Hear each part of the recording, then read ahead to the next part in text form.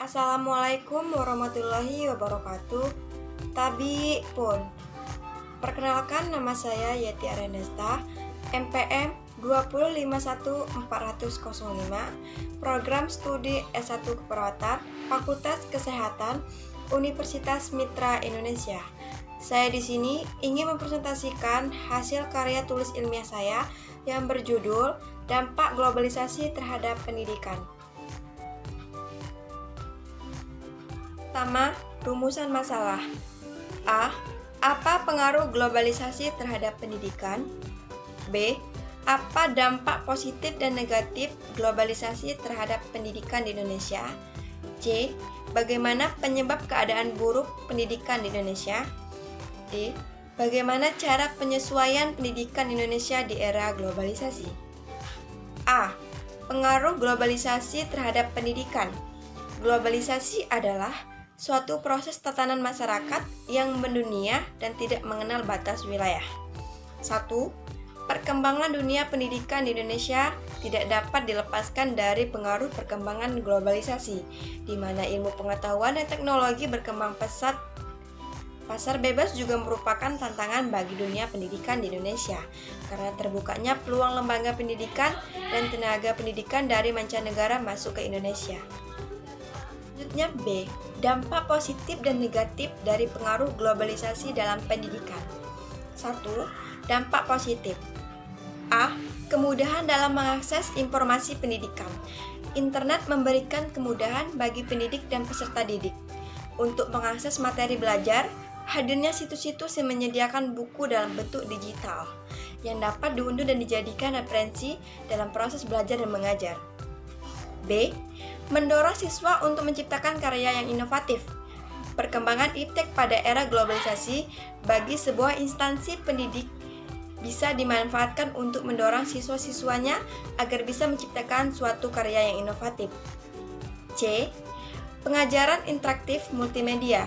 Kemajuan teknologi akibat pesatnya arus globalisasi mengubah pola pengajaran pada dunia pendidikan yang bersifat klasikal berubah menjadi pengajaran berbasis teknologi seperti komputer dan internet. 2. Dampak negatif. A. Menurunnya kualitas moral siswa, di mana informasi di internet yang dapat diakses secara luasa sangat rawan dalam mempengaruhi moral siswa. Sebagai contoh, situs-situs yang berbau pornografi serta adanya foto dan video yang tidak pantas sangat mudah diakses dan merajalela di media sosial tanpa adanya filter relasi. B. Munculnya tradisi serba cepat dan instan. Menyikapi arus globalisasi yang tidak tepat bisa dijadikan pendidikan kehilangan orientasi. Idenya yaitu proses pembelajaran. C. Akibat dari arus globalisasi ini, dunia di Indonesia dikhawatirkan akan kehilangan karena pudarnya rasa nasionalisme, berkurangnya sifat kekeluargaan, serta gaya hidup masyarakat yang kebarat-baratan. Selanjutnya C. Penyebab keadaan buruk pendidikan di Indonesia. 1. Diakui atau tidak, sistem pendidikan berjalan di Indonesia saat ini adalah sistem pendidikan. Hal ini dapat kita lihat pada Undang-Undang Sikdisnas Nomor 20 Tahun 2003 pada bab 6 tentang jalur, jenjang, dan jenis pendidikan. Bagian ke-1 umum pada pasal 15 yang berbunyi, jenis pendidikan mencakup pendidikan umum, kejuruan, akademik, profesi, advokasi, keagamaan, dan khusus. Yang kedua, sistem pendidikan dikotomis. Semacam ini terbukti telah gagal melahirkan manusia yang soleha, yang berkepribadian sekaligus mampu menjawab tantangan perkembangan melalui penguasaan sains dan teknologi. Selanjutnya yang ketiga, pendidikan yang sekularis materialistik. Ini memang bisa melahirkan orang yang menguasai sains teknologi melalui pendidikan umum yang diikutinya. Terakhir D. Penyesuaian pendidikan di Indonesia di era globalisasi.